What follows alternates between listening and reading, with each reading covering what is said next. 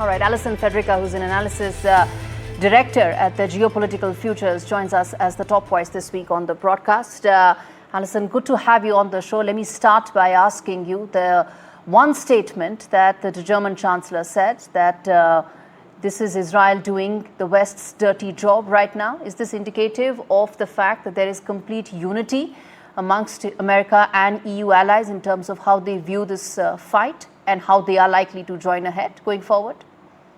So I think you're right. It is a very candid statement that you don't normally see in leadership speaking out publicly. I think it is a statement that reflects a shared interest in a non-nuclear Iran. I don't think that it says anything further in terms of unity for military action taken by all parties in Europe or the US.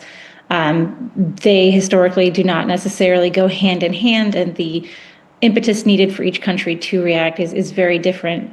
But they do have that shared interest of not seeing a nuclear Iran, and they all have the shared benefit of the Israeli strikes taking out a lot of the nuclear sites that are located within Iran. Mm-hmm. How long do you see before a clearer direction is taken?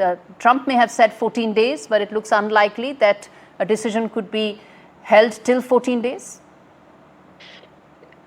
As you guys already said, a lot can happen in 14 days. And so I think rather than thinking about conflict in terms of timelines, because those are very unpredictable, and often don't really allow for the back and forth that's going to happen, is to think more of red lines, more of what actions are going to compel the other side to take greater action.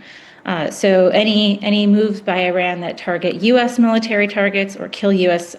personnel, civilian or military, would push the U.S. closer to taking action.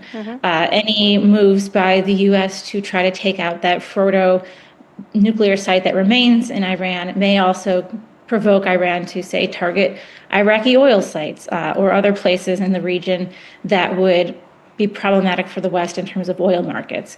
So there's a lot of room for each side to continue acting and to continue escalating in the conflict.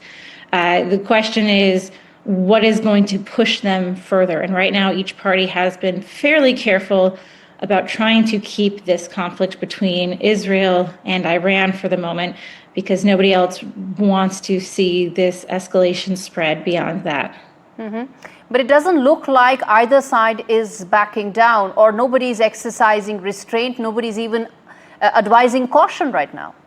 Yes. So that is very true. Again, the U.S. involvement would be a game changer. If Iran is able to mobilize any of its proxy groups, which have been significantly weakened.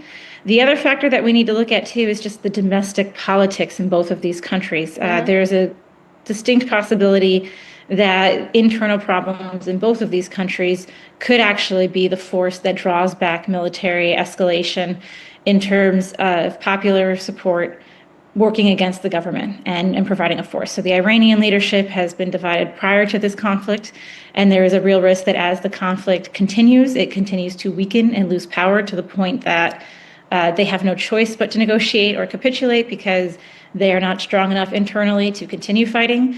The Israeli government is now rallying around the flag, but again, after the October 7th attacks last year, had huge internal fighting and problems, and we are now seeing that the public sentiment in Israel, while they supported the initial strikes, are starting to pull back because they don't want to see a protracted conflict where Israel itself is again the target. And that loss of popular support could also impact the Israelis' ability to continue their campaign as well. Allison, finally, what shot does diplomacy have right now, given the fact that today is when some of those talks are taking place regarding Iranian nuclear program? I think diplomacy has a possibility of pausing the conflict for a short period of time right now. Ultimately, the issues at hand have been long-standing. The Iran nuclear program is nothing new. Conflict between Iran and Israel is nothing new. And so if we see any success by diplomacy, it's going to be for a pause in the actual conflict right now. I don't think diplomacy is going to be able to resolve the conflict at this point in time. And you're going to have to see either a major military movement Yes. or major political shifts in these countries. All right, Allison Fedirka, thanks so much for joining us live from Washington, D.C. on the story that the world is watching for.